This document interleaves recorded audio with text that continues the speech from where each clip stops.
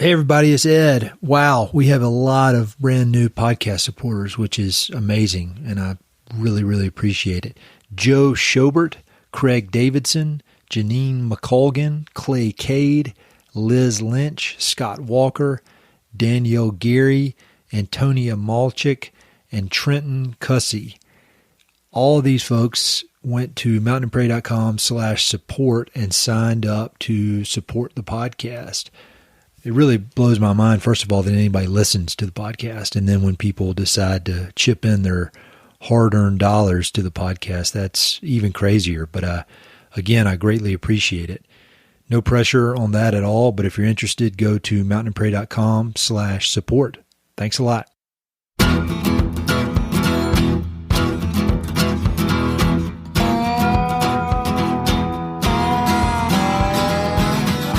Hey, this is Ed Robertson, and this is the Mountain and Prairie Podcast, where I introduce you to some of the innovative individuals who are shaping the future of the American West. I meet most of these people through my work in land conservation or through my hobbies and interests that revolve around spending time up high in the mountains. My guests include ranchers, writers, entrepreneurs, conservationists, athletes, artists, adventurers, pretty much anyone who's doing important work, has an interesting story, and loves the American West. My guest today is Andrew Ramiro Tirado. Andrew is a Colorado-based artist who's best known for his award-winning large-scale sculptures and paintings of human hands. Using wood, metal, or traditional paint and canvas, Andrew combines his unique artistic eye with decades of experience as a craftsman to create remarkable pieces that are stunning in both their size and presentation. His hand sculptures can exceed 10 feet in length and are sometimes displayed hanging from the ceilings of galleries or buildings. When you see Andrew's work, there's no mistaking who created it. Andrew grew up in Colorado and graduated high school with the intention of studying and pursuing art as a vocation. During college, he landed a job in New York City, working as an assistant for the renowned artist Chuck Close, a coveted position for any budding artist. But soon after leaving New York, Andrew decided to walk away from making art, and he stayed away for more than 23 years.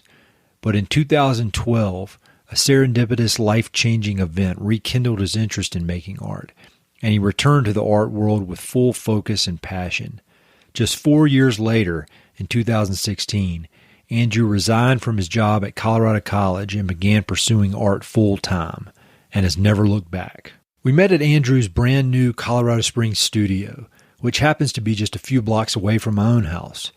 We had a wide-ranging discussion covering everything from making art to mountain climbing to the realities of life as a full-time artist.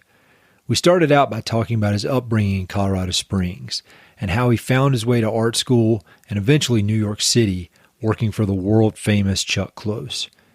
Then we talked about his decision to leave the art world and why, after more than 2 decades away, he decided to return to making art. We talked about the importance of writing to Andrew's artistic process, as well as lessons he's learned from spending time up high in the Colorado mountains. And finally, we talk about artistic heroes, favorite books, favorite films, and Andrew offers wisdom to those who dream of pursuing art as a full-time vocation. Andrew's an amazingly thoughtful and humble guy, and I greatly admire his soft-spoken and wise approach to chasing his dreams. Be sure to check out the episode webpage to see photographs of some of Andrew's art. But for right now, enjoy this insightful conversation with Andrew Ramiro Tirado.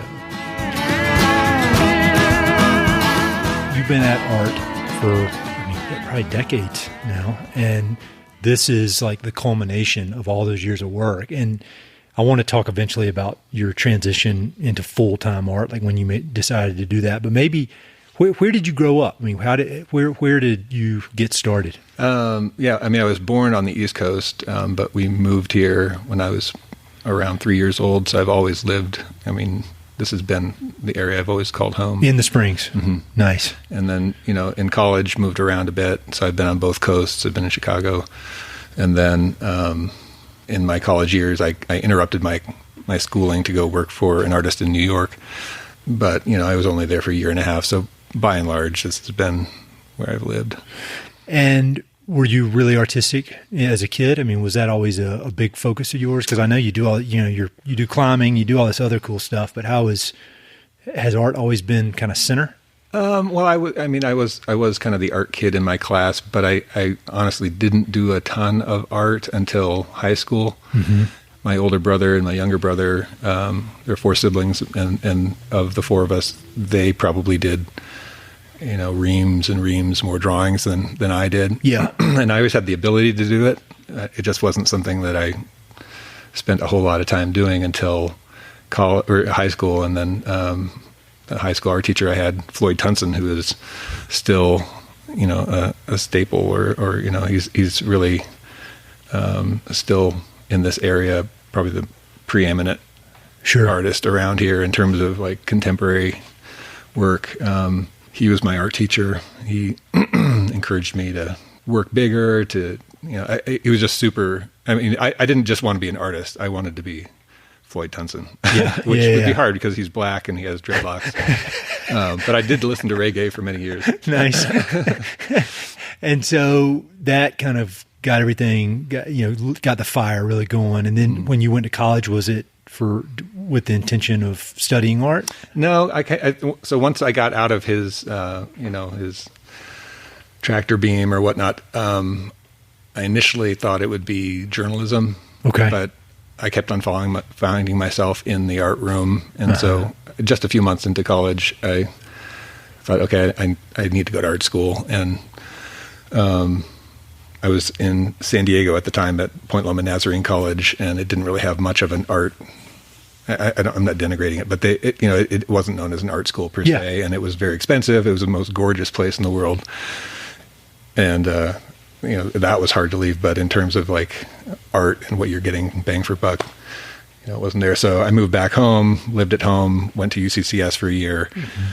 And then went to the Art Institute of Chicago for a semester, thinking I was going to continue there. But again, just felt like bang for the buck. It's a great school and whatnot. But really at UCCS, I had some awesome instructors who are still, I'm friends with to this day. And and it was more nurturing, I guess. I think Chicago is too big for me. Sure. I felt like, not necessarily facing the crowd, but I guess, you always feel like you're at home in places where people know you personally. And so anyway, I came back, did another year there, and then had the opportunity to work for an artist in New York and just kind of jumped at that. So that's Chuck Close, is that right? Is that how you pronounce his last name, Close? Yes. How did that come about? Because I looked him up when I was getting ready for this, and I recognized all of his work, and I'm not deep in that world. I mean, I know enough to recognize things, but that's pretty. I mean, it seemed like a big deal. Yeah, it definitely was. I had, a big Gardner's art history tome when I was in high school, and I remember doing a piece kind of after his type of. I did a piece that was kind of like something that was inspired by him. But yeah, I when I came back from the first year of college in San Diego, I met with a lady who was at that time running the Bemis School of Art. Okay. And I said, hey, do you know of any art schools, blah, blah, blah. And she took down my information. And then she called me a few months later and said, hey, I'm now transitioning and I'm going to be the executive director of the Marie Walsh Sharp Art Foundation, which was... it had a number of programs, and it was in existence for nearly 3 decades. But the one program that she was asking if I could help out with as a summer staff person was for, it was called the Summer Seminar, and it was for high school aged artists. And it wasn't the kind of program where you could just pay money and get in. You only got in on the strength of your portfolio. So you got the cream of the crop, the best art students out there, and they would come to the Colorado College for 2 weeks at a time. Nice. And so I was kind of like, I was one of the people who was helping in studio, but also almost like a chaperone. We just lived with the students and whatnot. Yeah. And the second year I did that, she just took me aside and said, hey, I have a question for you. And she asked me if I would be interested in working for him. And so she had a working relationship with Chuck and a number of other New York-based artists. They were kind of on the advisory committee for the Marie Walsh Sharp Art Foundation. And so when he had become a quadriplegic, and so she knew about that, and just kind of felt like at some point he was going to need more help. Yeah. And she hadn't talked to him yet about it, but she did call. I stopped her mid-sentence when she was asking me because, I definitely want to do that. Yes. And so we called and talked to him on the phone. He said, yeah, actually, I've been thinking about needing somebody. So, So what do you think she saw? You're very modest. You might not answer this as I wish you would, but what did she see in you? I mean, why? She's around all these badass art kids all day. What was it about you? She saw more talent, more handsomeness, more... I mean, was it your enthusiasm? I would guess, and tell me if I'm wrong, enthusiasm and ability to work hard.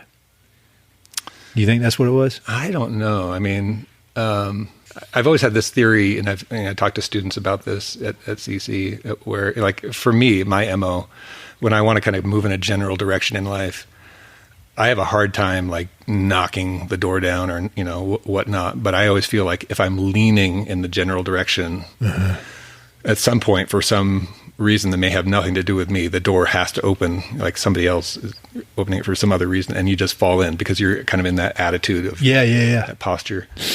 And I must have somehow projected that. I don't know that I articulated, hey, I want to be a New York artist when I grow up. That probably would have been annoying. Yeah, like if somebody coming in saying this is what I'm going to do versus just having the raw material. Yeah. And I, obviously physically it helped. Chuck Close is a big guy. So, and I'm 6 foot plus. So I think that probably helped. He'll need somebody who can kind of push him around and not be able to You were up there for 2 years. Is that right? A year and a half. Year and a half. And when you think back on that experience, what were the lessons learned from seeing him work and seeing how he worked? Oh gosh, the too many to list. Really? I mean, what he's known for, and I heard it out of his mouth a few times, but is that you just work. You treat it kind of like a 9-to-5 job that you would any other thing. So it's not the kind of thing where you wait until the muse taps you on the shoulder and they say, okay, now I'm going to work. And I completely agree with that. The caveat I would say is that it's easier to say that. I'm going to have a secondary caveat after I say this, but it's easy to say that if you have a ready market for your work. Sure. I mean, that there's just that whatever you make already has somebody who wants to buy it. Sure. I mean, not only will sell, it's probably already sold before you made it. Like the museums, there's a list of museums that want your work. That is, anybody would want that, right? But on the other hand, there was a long period of time, I think in the 80s, where, the phone just didn't ring, so I think there are these intersections where occasionally the art world and you cross paths and you take advantage of those. And then there can be other periods of time when the art world could care less about what you're doing. And during those periods when he was, not depressed, but in the doldrums in terms of like an art career, he just kept rowing, So I mean, he knows of what he speaks, but, for the last few decades, the art world just eats up everything he does. And what he does is gorgeous work. But it is funny how that momentum kind of builds on itself. We were talking a little bit about that before, just how a lot of it's hard work, but some of it's luck. And it's kind of where those two meet, I guess. Yeah. When you think about your work now, and I mean, it's hard question, I guess, but do you think your work now would be the same as it is, or even close to as it is, if you hadn't had that experience of a year and a half with him? I mean, how impactful was that, in your actual what you produced, or was it more of a mindset thing? Yeah, I'm sure there was an influence, and I mean, I know there were influences in terms of, scale would be one thing, but even prior to working there in high school, my art teacher Floyd would push me to work on very large canvases. So for me, what I think to some people feels like a really large scale canvas, to me kind of just feels normal. Sure. And so for me, doing something at the 3 by 3 foot scale seems very small. Oh yeah. But so it's kind of just been there from the start. But yeah, I mean, I think one of the main things that I heard out of his mouth and obviously saw was, from his history, he left grad school at Yale, and then completely changed his MO with his work, where prior to that he kind of worked in a certain way, made art marks a certain way, and mixed all the colors that he typically mixed and whatnot. And so he wanted to kind of break some habits. So he said, all right, what can I do to use a tool I've never used before, not mix colors the way that I've mixed them before. That's cool. And so he termed that, and this isn't the psychological term. I mean, it's the same as the psychological term, but it doesn't mean the same thing.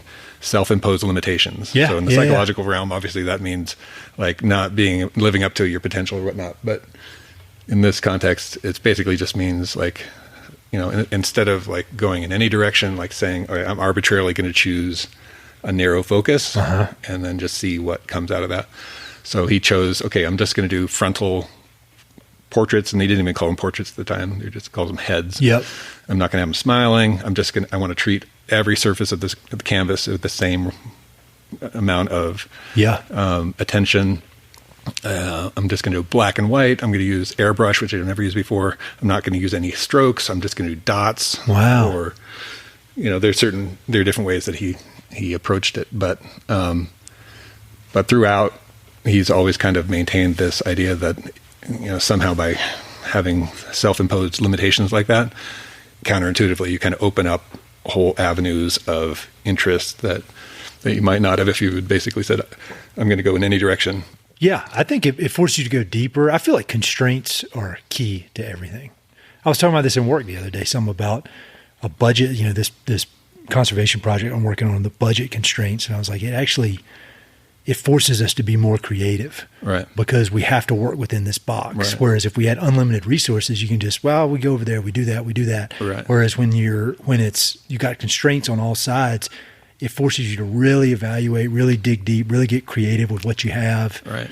And that's in boring ass Excel spreadsheets about numbers. I mean, I can't imagine how it would be in art. I guess that's a good transition into your focus, which is hands. And it's super cool. And I'd seen photos of all these things before, but I'd never seen them in person until we're here. So how did that become your current focus? Yeah. Well, I should back up a little bit and just say that after New York, I didn't renounce art, but I basically said, I'm putting that back burner and I don't know if I'll ever come back to it. After New York? All right, let's talk about that first. Okay. Why? What happened? Well, when I was in New York, I wouldn't say it was because of any reaction that I got from the art world to what I was doing. I really felt like I was being accepted with open arms into like this club. This is a very exclusive club, and probably I got into art, or I'd heard a lot of things about like how successful I was going to be early on, and kind of believed it, and that was kind of the depth or the extent of why I was doing it, and I could make work that looked like art, and I'm not saying it wasn't art, but it just there wasn't anything behind it. Got it. I didn't have much to say, and so it was actually interesting, just kind of to tie into the Western theme of your podcast. At one point, Chuck said to me point blank, it seems like you're much more interested in mountain climbing than you are in art. He had given me a space on the wall where he was painting to let me paint there as well, and I was actually living in his studio at the time. And yet it was almost as if the brush weighed 1,000 pounds, and I just couldn't do it. Interesting. So at one point I went to this bookstore called The Strand, which was just a few blocks away, this cavernous bookstore. And I wasn't there looking for anything particularly, but I found a book on building wood strip canoes. And it had just black and white photos. I kind of breezed through them, and you see the hull upside down on a strong back, and it's like, oh, that's a gorgeous form. And I put it back, and then maybe a few weeks later or months later, I had this epiphany, like, that's what I need to do. Make canoes. I want to learn how to work with wood. I want to keep working with my hands. I just don't want to tell people, like, this is what this work means when I know it doesn't mean anything. And so I went back. I couldn't find it. I was dating my wife at the time, who was here in town. She found a book at Port Richards. Oh, nice. Sent it to me. Awesome canoe. It's called Canoe Craft. It's so anybody. I recommend it to anybody who wants to build wood strip canoes. I'll put a link to it. And so again, Chuck being a gracious employer, we were moving from his New York studio to his Bridgehampton studio, where he worked in the summertime. And he let me build a Strongback in his studio and work on it. Did he really? Yep. So, I mean, not during the day while he was working, but Sure. I would work in the evening. And then in the fall and the winter, I would take the train out or the Hampton Jitney out. Nice. And work on the weekends. And cool.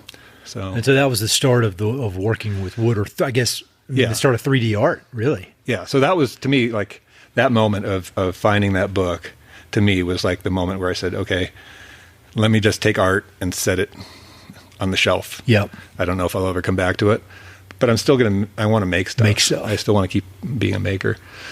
And then, 23 years later, 2012, I'm working at the Colorado College, and I'll try to make this short, but I was sanding a large prop, because I was a custom prop builder. Uh-huh. It was like a giant pear, which is a part of a bunch of giant pieces of fruit that I was making for craft foods, I think. And there was a coffee mug that was one of the ones that my wife had given me in a box and said, "Hey, take this to work. We're not using these. Maybe the students can use them."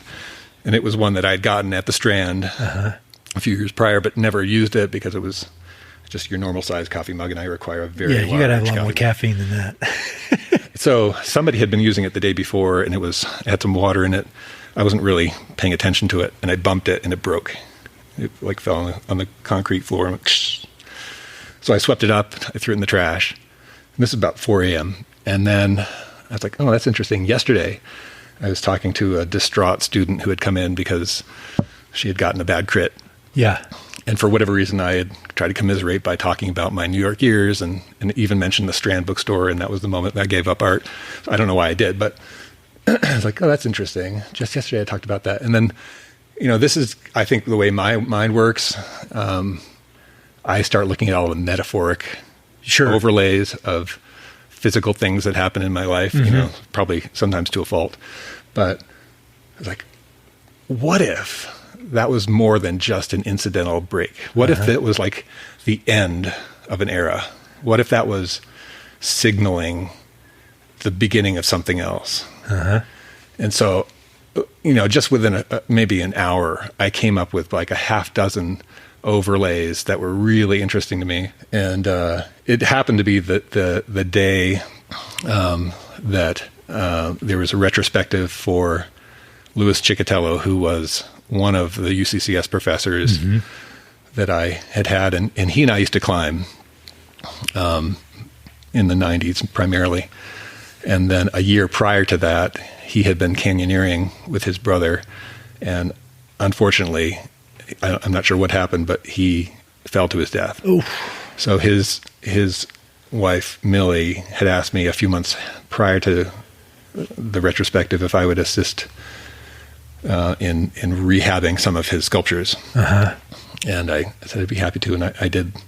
But so that was the morning of the show that was happening later on that day.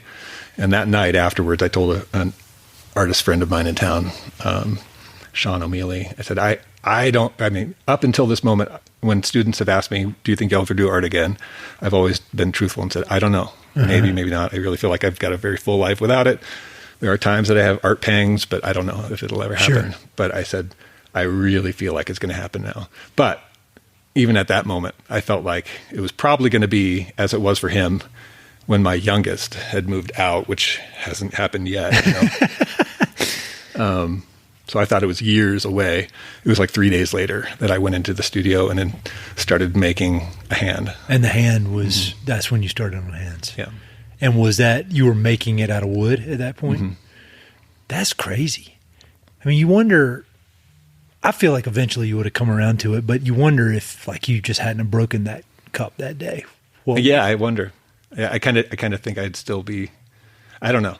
I really do think, I mean, it's real fun to think that we are in control of things and that, we got it all dialed in and if you work hard enough. But I've had several things in my life that were pure 100% luck. I mean, I was prepared, so I was able to capitalize. Like I sat down next to my wife in the Dallas airport. randomly. Right. Just randomly sat in a chair and very unsmoothly started talking to this pretty lady next to me, and now we're marrying their kids. And so what if I had to go to the bathroom 2 minutes before? None of that would have happened. Right. And so if anything, my life had been different up until that point, it wouldn't have happened. Right, exactly. And so it's crazy. And so when you started making that first hand, what was the scale of it? Was it big, small? Probably from fingertip to wrist, it was probably in the 4 foot range. And honestly, what I initially thought I was going to do with it was there was going to be a group show at a small gallery locally, and I thought I was going to enter a hand-shaped chair that would have a number of tools embedded in it. They were flush with it all throughout, and then I was going to call it Handy Andy. And I think I just got, I don't know, it was the first day I was working on it or the second, but I just, at a certain point, I was like, wait a second. All right, I have waited to make art for almost a quarter century. Yeah. And I love all kinds of art. I love humorous things. I love just kind of a wide variety. I'm not saying there's just one way of making art or one, it's like food. There are times I want to eat meat and potatoes. There are times I don't mind eating Cheetos. I was like, no. If I've been waiting this long to make art, I don't want it to be the kind of thing that people can go, haha, and walk away from. I want it to be a little deeper than that. Don't want to be a gimmick. Yeah. So looking back at that time period when you stopped making art, like it sounds like you were going full speed. You had a lot of cool stuff going on, family stuff.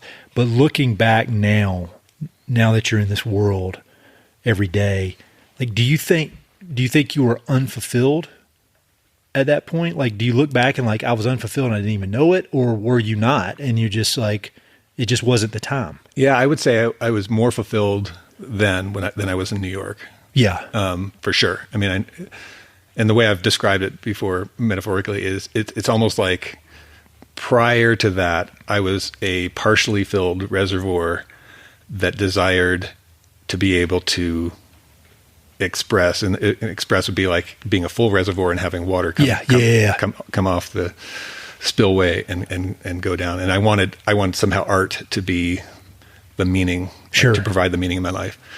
And I really feel like now the difference is it feels like my life is very full, even without creating. And, I almost sheepishly have to admit that, I don't hear a lot of artists admit something like this, but I probably could live without making art. I think it wouldn't be as full of a life. Sure. But, a lot of people will say I would die if I can't create. And I don't know. I am increasingly creative, so it's harder for me to say this, and I probably have to start changing what I'm saying. But it feels very much like I'm a full reservoir, and what spills out, in the art realm, can be for whatever it needs to be for other people, and it also is feeding me, but I don't feel like it's depleting me. The reservoir is still full. That makes sense. I would guess that having that time in there where you established all these other things that were just as, if not more than important. I mean, definitely more, your family's more important than art. Like it allows you to come at it now with probably a much more healthy, balanced approach, I would guess. I don't know. I would just think that all those years of experience and there's a big difference between being a 22-year-old and being a grown-up. I mean, I definitely feel like, had I not had that kind of, I've called it like a midlife crisis at the age of 20. Yeah. Had I not gone through that, and I just kind of been able to sail through and not have this existential, angst about life and what I was doing and the meaning behind it. I don't know that it would have meant nearly as much. Like, the level of success that I have now is nothing like I've experienced vicariously through working in New York for who I worked for. Having been there, I do feel like there are a lot of creatives who, for whatever reason, is like, they almost feel like, I've never lived in New York. There's a deficit in my life. Having been able to experience that to a very high level, and this isn't to denigrate that experience. No, I get you. I got it. But it's like, now I don't feel like I have to somehow do that. You tried it, you did it, and you experienced it. Right. Whereas I think if you haven't experienced it, there's always this question of, I missed out, or it'd be easy to like try to say if only that, but you did it. I mean, you were there. Yeah. And I occasionally will try to tell people, like you realize when you're there amongst a certain set of people that you're like, they're names of artists that you all know. It's like they're normal people to whatever degree. Artists can be normal, sure. But like they're flesh and blood, and so it's nice to have had that in the rearview mirror and not to be saying, I wish I could get to that level. It's like I don't necessarily need to be at any other level. It'd be like if you were probably similar if you're an actor and had never spent time, in Hollywood or whatever, right? And just see behind the curtain that it's not this magical place; it's just people. Mm. And so, at what point did you realize you were onto something with the hands? I mean, obviously you're interested in it, but there was also a commercial. I mean, I don't know if commercial, but like a demand for it. I mean, people would pay for it. And so, when did that come together? That took. Well, I guess a relatively short period of time, but it wasn't. It was always in doubt. The first year that I was working on the first piece that I finished, which was a very large scale piece. When people came by to take a look at it, the first thing they would ask, or the second, but they would always ask, "All right, where's this going?" In a way that they assumed I already had some intended home for it, and I would jokingly say, "Well, I hope the Met, and if they're not interested in the MoMA, if they're not interested in the Guggenheim, if they're, and I'd just go down the line until I said, if nobody's interested, it'll just end up in the landfill, which is where it was all headed before I grabbed it. So I never knew that there would be a market for it. Sure. And, then I had a few shows, and, it was the second or third show that people started asking, is this for sale? Is that for sale? So, at the time I had a full-time job, and, it wasn't, living high on the hog, but it was comfortable enough that I didn't need to make any money from the art. Sure. So it probably wasn't until, I started making art in 2012, and it wasn't until maybe 2014 that I started to sell a few things. And then, 2016 is when I resigned to do art full-time. So I want to hear about that. What was that process like? 'Cause you're weighing, you're weighing your wife, you're weighing your kids. And this is something I didn't appreciate 5 years ago before my daughter was born. But all of a sudden, these decisions, you're not making a decision for yourself. Right. In your calculus, you're the last. At least the way I am, I'm the last person that how it affects me is the least important. Right. And so, how did that go? Because that's a big step. Yeah, and I think I kind of started to talk about this when I was talking about the caveat with what Chuck says regarding, like, the inspiration is for amateurs. The rest of us just get to work. I agree with that, but I definitely also feel like there are periods of time for me personally, and everybody's different, but where I know something's cooking, and it's not something that I have necessarily like articulated to myself or even thought to myself. I just know. And so I have these periods where I wake up very early. And it probably ends up being about 30% of my life span. Really? But during these periods, I don't need an alarm clock, but I wake up at 3 a.m., 2 a.m., midnight, earlier sometimes. And is that does it line up with certain times of the year? No. Or is it just like the tides? It can kind of most of the move time around? it's project dependent, or, like something exciting comes my way, and then, but it's not insomnia. It's not stressed out. It's just not stressed in the slightest. It's like you have a few innings. It's great when it happens.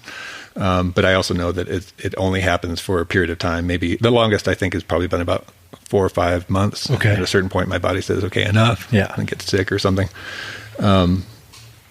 But prior to leaving CC, prior to resigning, prior to knowing that was even going to happen, although I had been really looking around for the previous 2 years and saying, okay, been there, done that. I'm starting to get to the point where I'm not caring as much. This isn't good for the students, I don't really want to be here until I retire, even though it's comfortable enough that I could. But I really, metaphorically, I know I'm throwing out a lot of metaphors, but that's what I do. I felt like I was one of those visitors at the Garden of the Gods who was on the flat level path below. When you're climbing and you're looking down at those people and they're looking up at you, you can tell some of them are like freaked out. Some of them you can tell are like, man, I should be up there. I would love to do that. And so I was feeling much more like one of the people who's like, oh man, I remember when I used to as risky. And I really feel like,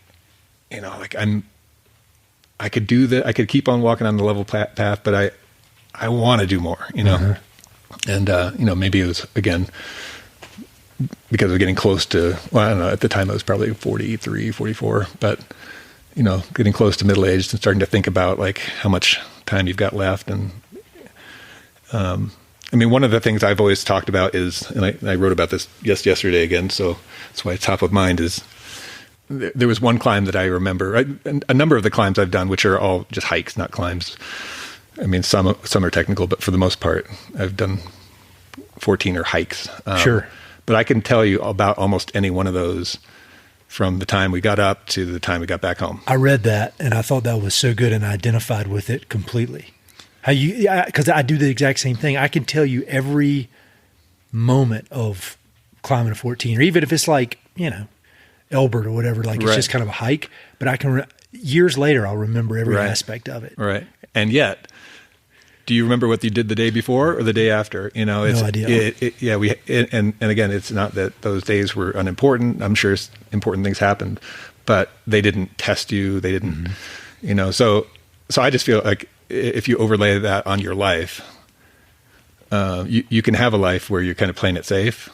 And, I hate to say this because it comes from somebody who did take a risk and so far it's paying off. And I don't want that to sound cocky or whatever. No, it didn't sound cocky. But it was definitely one of those periods, leading up to leaving CC. I think it was probably in early November. I started getting up early and writing. And they're not online anymore. They're in limbo, so you can't access them. But I can read probably about 30 posts that knew something was up. Really? That was talking about, boy, I remember those years of feast and famine and it was hard. Yeah. But boy, there was something about, contesting with, like the amount of stuff I learned because I had to learn it and whatever. And so there were a lot of posts like that I was writing. And then an opportunity opened up where I was able to say, okay, I think this is the time to do it. Here's a question for you about that, because I think about that all the time, and I think about days when I have something big, and most of the time it's physical activities, climbing or running or whatever, and I'm able to just like I go into the day just completely focused, and able to accomplish some good stuff and then be done with it. But I wonder, and I always think, well, why can't every day be like that? Like, why can't I wake up on a regular Wednesday and attack, no matter how boring it is, but attack my list of things that need to be done with this focus that I'm able to bring to stuff that in the end of the day is kind of bullshit, like, walking up a mountain, in the grand scheme of things, compared to work stuff, which has a benefit to my family and all that. And so, but then I wonder, like, do you only have so many days? Like, can the percentage only be so much? Like maybe 10% where you're that zoned in? Because I would think it's all relative, But I guess you could just, if you brought it up in all aspects of your life, I don't know. What do you like now that you're getting to do this on a daily basis? Do you feel more kind of fulfilled on a daily basis with it? You're hitting it at that moment where I was just fairly recently introduced to this from another podcast that you listen to other podcasts. I'm sorry. What the hell? Yeah, it's about the East and it's about cowgirls. It was hosted by a Westerner, but it's called Masters of Scale. I've heard of that. I don't know that I've maybe listened to one episode. Yeah, Reid Hoffman, he's one of the founders of LinkedIn. Yeah. And so it's all kind of, I guess it's probably very business oriented, but there are a lot of kind of, I definitely have an entrepreneurial bent to me. And so, I feel like I relate to some of the things he's talking about, even though it's probably more for people who are doing startups and whatnot, Sure. But I kept on hearing in a number of his podcasts this term inflection point, and finally I had to look it up. And it initially was like a calculus term having to do with when one curve on a graph starts to become another curve. Sure. That point is an inflection point. And I think initially it was kind of co-opted by, I don't remember who it was, but somebody started talking about like leadership and principles having to do with like strategic inflection points where if a business, let's say if Walmart is coming to town and your business does not do anything to change what business as usual is, you're going to continue on this, what's going to end up being a very downward spiral. Sure. And you may need to make some real changes at this inflection point, which initially may not look like big changes, but are if you respond appropriately. Sure. So anyway, for me, when I was listening to this, I was thinking that's what it feels like I'm at right now. Like, as we were talking about before we started, again, metaphorically, it feels like I've been spending a lot of time, in the last number of years, tending the fire, or trying to get a fire started to a degree where I know that it's lit and I can not sit back on my laurels and do nothing, sure, but not have to be banging the drum as much because other people are doing it for me, or, it feels like I'm at this point now where it's going to start moving on its own at a faster pace where I can spend, really the ultimate goal of making money is so I can make more art. Sure. So that you can kind of keep doing what you're doing. And so the bigger percentage of time that you can do it, that's in one essence kind of success for the artist. No, that makes sense. If I can spend 50% of my time, working time, making art and not writing emails and not doing all the other stuff, that's more successful than 40%. Sure. You mentioned writing, and your blog is awesome. And Thank you. I've noticed on Instagram sometimes you'll put quotes from it. And yeah, I just started doing that. Yeah. It's really good. And because I read a lot of that. Yeah, I don't know why. Because it's not like I do anything super artistic, but I love these kind of learning about the artistic mindsets of people, whether it's authors or artists like you. And what is that writing? Because that's a lot of work. And your writing is really, it's long and it's really well done. I say that as a compliment. It's not just this. Well, you're the one of the people who've said that as a compliment, but other people.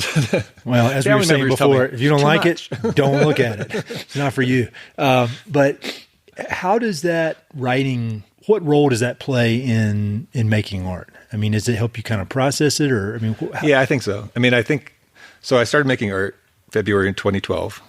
February 2013, for whatever reason, February seems to be a really important month for me artistically.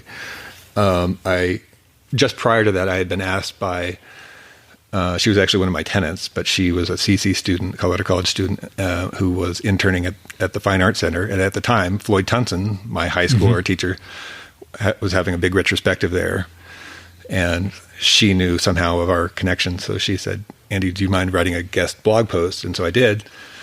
And then that just excited me enough for whatever reason. I was like, maybe I should start my own blog. So I did. And I think it was probably the fact that you can look at people, the fact that, somebody in Kamchatka is reading this. Sure. That excites you enough to get up the next day and do it again.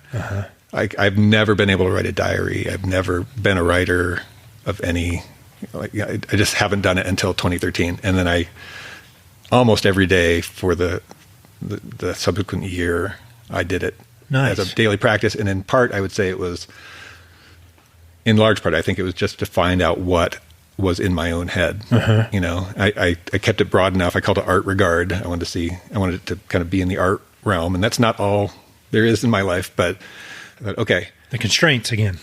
Yeah. And what's been interesting, and I do think this happens with my art, and it actually happens in my entire life. I've never been much of a planner. I've never been good at business models or saying, this is where I want to go. This is what I want to do by this period of time. But, I literally sit down, open up the laptop, first I make the coffee and drink half of it. And then I sit down and I start to type and I get about a paragraph in. And then I'm like, oh no, now I know what I want to write. And then I'll like delete it and restart. And like 2 to 3 hours later, I have a somewhat cohesive, it's gotten better, but still, it's just interesting to, you start over time. I'm kind of changing subjects, but over time you start to understand a little bit more of the mechanics of articulating things and getting in the mindset of the reader so that they're not like clueless, like there's no segue there. How does this flow with that? When there's no way to do it, at least in my experience, other than doing it over and over and over and over. Yeah. Like figuring out that process, even figuring out your own personal process and knowing, all right, this is how it goes. I write a paragraph. Then I get where I'm going. I see where this is going. Then I can really start. Right. And I've even noticed it just with this podcast, just getting better at something or understanding the process only comes through repetition. And no matter what Mr. Tim Ferriss will tell you about life hacks and that kind of stuff. Right. Some of that stuff might speed it up a little bit, but I just think being devoted to the process is huge. Yeah. And I think just being okay with your own quirky process. Like, yes. I think most people, when they sit down to paint or write a novel or whatever, have a fairly good idea of what they want to do. Mm-hmm. That's one of the reasons why, like, basically saying, okay, the hand is the motif. Like, if I don't have to scratch my head on what it's going to be in overarching terms, but also don't have, I don't limit myself by saying this is exactly what I want this piece to look like, and I'm not going to deviate from it. You can go into the studio every day, and at some point you might flip the piece over and say, "Oh my goodness, I didn't realize it was gonna rest like that." That would be way more interesting than anything I could have figured out ahead of time. And so it's nice, especially after having done a lot of client-driven work where they bring you what they want, and your only job is to like hit the golf ball and hit that one specific spot. Sure.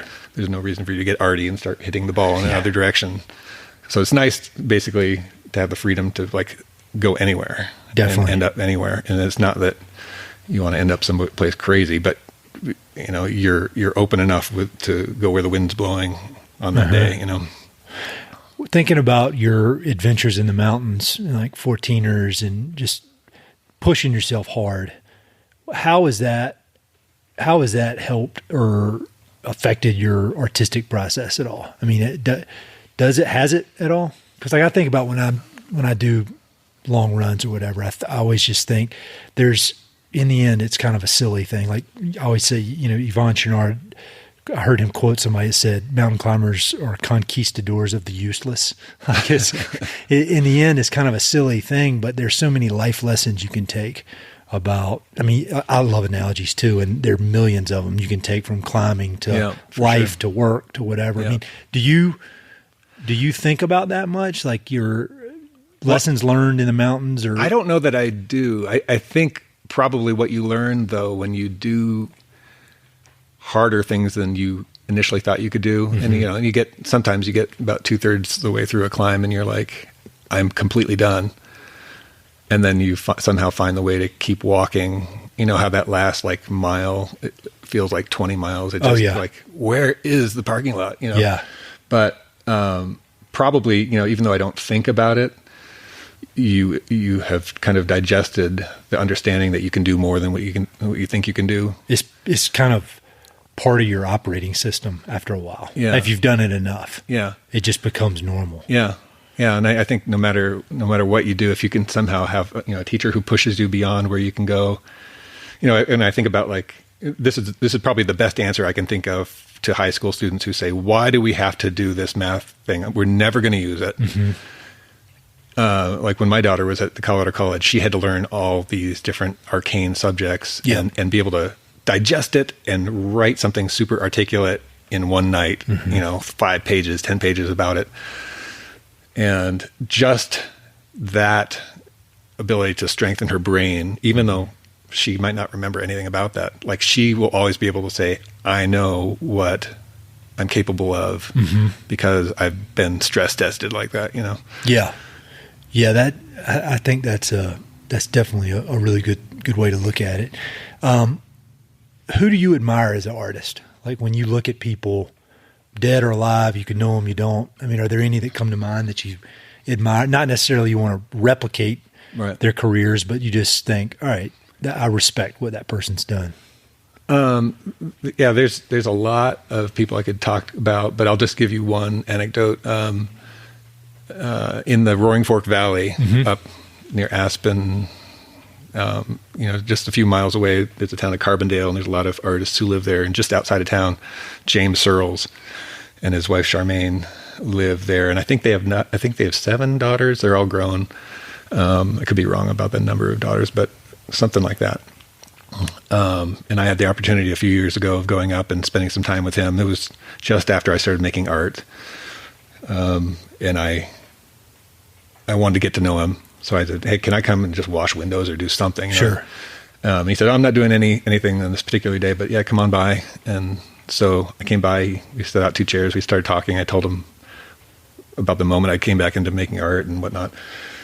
And, in the middle of it, he wanted to see my work. So we went up from his cavernous, giant, awesome studio at the bottom of this hill, and we hiked up to where his house is. And there's another studio there, and went online and looked at it. And then he got a call from one of his daughters, and then spent like an hour on the phone with her. And I didn't feel slighted in any way. Sure. Like I was just kind of snooping around and looking at all the other stuff. I love looking at creative spaces, but anyway, from that experience, and then from a number of subsequent experiences where I've been in contact with him, he's both. He has a level of success that I admire and want to attain at some point, something on that level. Sure. But he also has remained in the bosom of his family and has not allowed the success that he's had to kind of draw him away from that in any way. You just knew that his family was important to him, the art and all that was, that helped to create that life, but it wasn't the life, Sure. That's a good lesson. I think I admire people like that, whether they're in the business world, whatever, because I think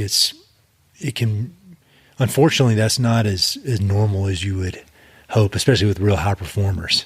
Sometimes they let that stuff slack. Yeah. Obviously on this podcast, I end up talking about books a lot, and you got books all over this place.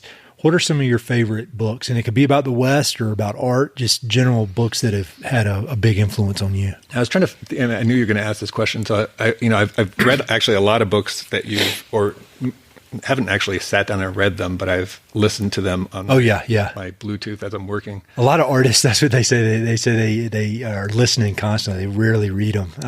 So there've been a number that you've introduced me to that I've loved, but but I'm not going to talk about those. The book one of the books I'll talk about is, have you ever read any of, and this isn't about the West either, but it's at least about animal husbandry. Have you ever read any of James Herriot's books? No, I have not. Okay. So I don't know of a better short story writer than James Herriot. Really? That wasn't his real name. His real name was Alf White, Wighb. Alf. James Herriot. But he wrote about, especially the early years of his being a Yorkshire vet in England, and kind of during the era of the draft horse kind of going away, and it was kind of a turbulent time, and like the beginning of penicillin, and so going from kind of hocus pocus type of remedies to like real science or whatnot. But I love those books, and for years we've had this. It's a series, and I think the first one's called All Creatures Great and Small. Okay. So start with that one, and then there's like 4 or 5 of them, and then there've been subsequent books, but each one is like full of maybe about 40 short stories that kind of all have to do with maybe a year of his life. But just you'll fall in love with the guy. Awesome. I mean, his relationship to the dales, to that area, the land, to the people, to the animals, and you'll want to become him. You'll want to go there. You want to see where he. Yeah, I'll read that. Nobody's mentioned that. That's a good one. Yeah, it's not the West, but No, I'm just looking for good books. Yeah, That's a good one. I'll put links to that. And then if you have time, I don't know if you have time, but if you watch films, movies, anything like that, are there any that are your favorites? Documentaries? Roadhouse? Yeah, for me, I would say, I mean, my favorite movie, I don't know why I didn't mention this, is Lawrence of Arabia. Oh, I've never seen it. Are you serious? I've never seen it. Let's just stop this. We'll stop. Watch it. And then continue. Have you seen Roadhouse? No. Oh, my God. All right, this thing will be published. Yeah.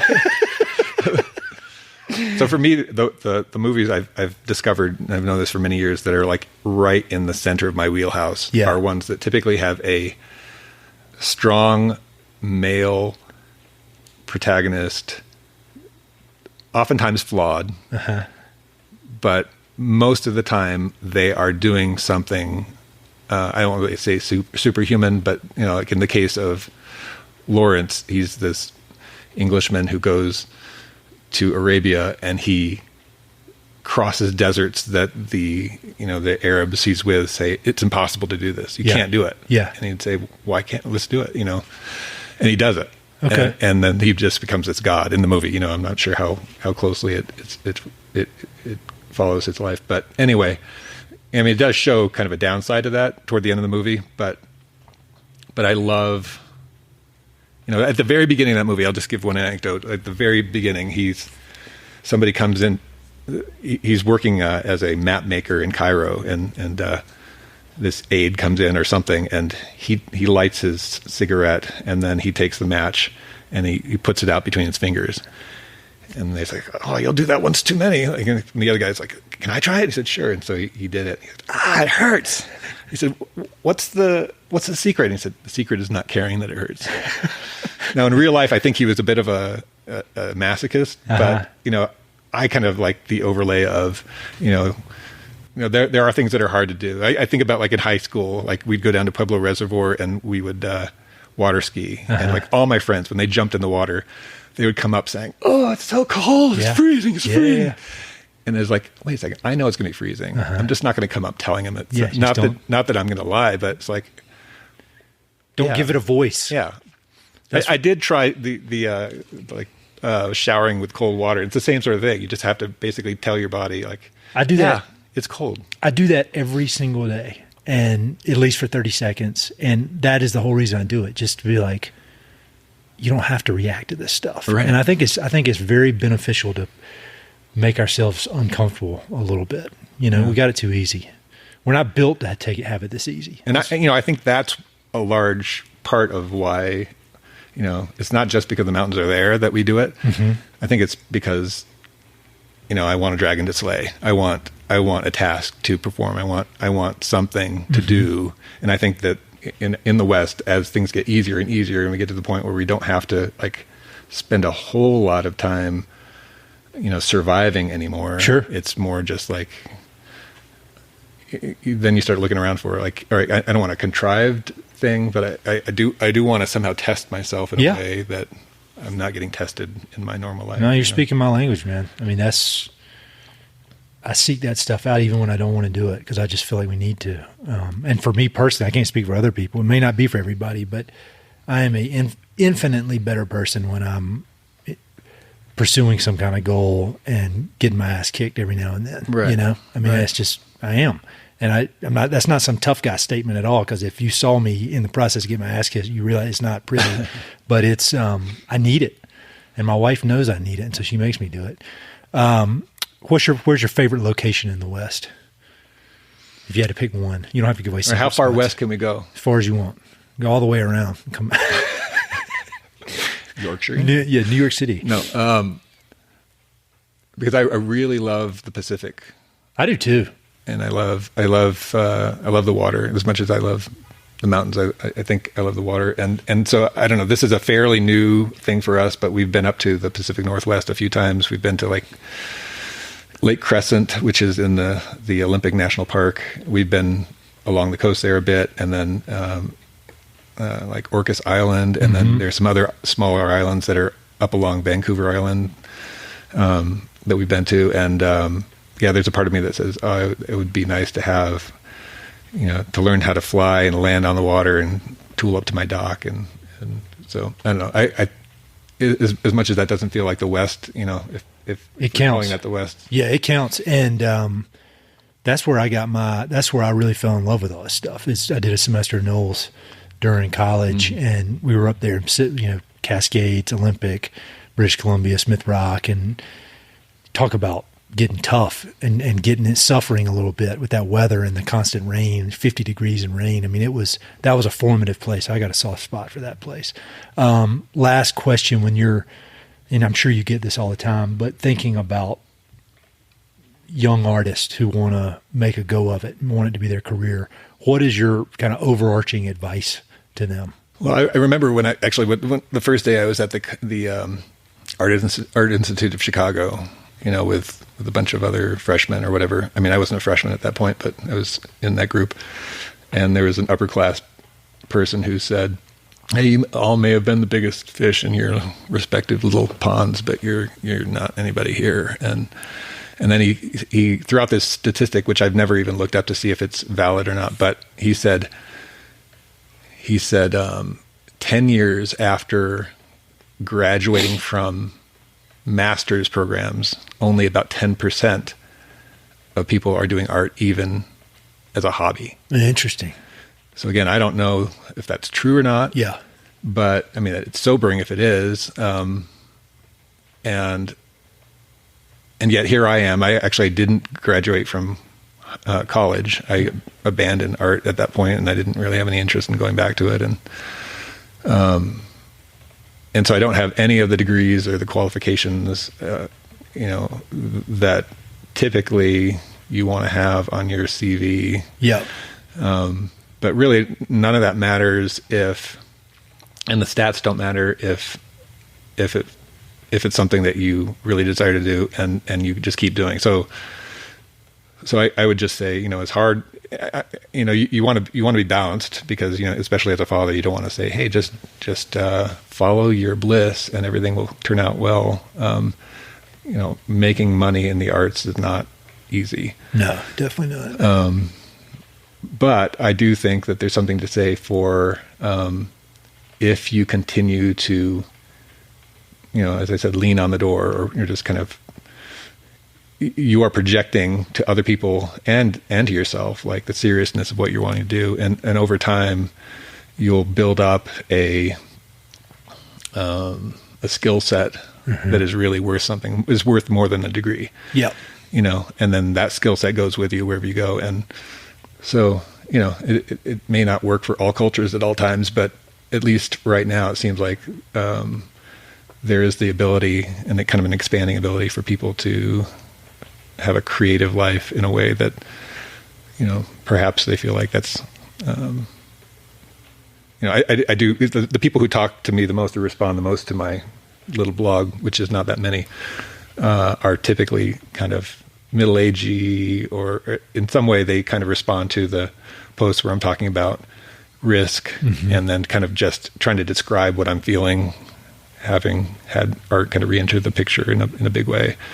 And it's kind of this yearning, like, oh, I'm where you were when you were a Mr. Mom for 7 years, and wondering if art will ever re-enter the picture. Is it still possible?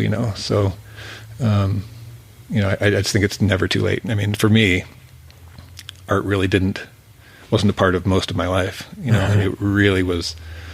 Most of my life, you would never known I was art. Even now, it's not like I dressed like an artist per se. Why are you wearing that beret? I think that's great advice. I think it's very inspiring. And that's what I love talking to artists, because there's no path is the same. I mean, the common denominator is hard work. And other than that, it's completely different formula for everybody. But man, I admire everything you got going on here. It's awesome. And thanks for having me over. And thank you so much. Hey, it's Ed again. Thanks so much for listening to the podcast, and thanks for listening to that particular episode. I hope you enjoyed it. Before you go, I've got 3 quick things. Number 1, if you like the podcast, please do me a huge favor. Either pass it along to a friend who may be interested, share it on your social media, or go to iTunes and give it a 5-star review. All those things would mean a lot to me, and they would really help to spread the word about the podcast. Number 2, if you've listened to many of these episodes, you know that I love reading and I love talking about books. Every other month, I send out a quick email with a few books that I've recently read and highly recommend. The subjects are varied, but they're pretty much all nonfiction with an emphasis on history, biographies, adventure narratives, and topics related to the American West. There are no sales pitches for ranches, no spam, no other kind of nonsense, just books. So if you'd like to sign up for the list, head to Mountain and Prairie/reading, or just go to Mountain and Prairie and there's a massive tab at the top that says book recommendations. Click on it. There are a ton of good books that I've read. Some of the old email lists are on there. You can go crazy. There are a lot of books. And finally, if you know anyone I should interview for the podcast, please don't hesitate to reach out and let me know. All my contact info is at mountainandprairie.com, and I'm on all the social media stuff, Facebook, Twitter, Instagram, blah, blah, blah. So feel free to reach out. I'd love to have some recommendations and suggestions of interesting people I should meet. All right, that's it. Thanks for listening. Talk to you soon.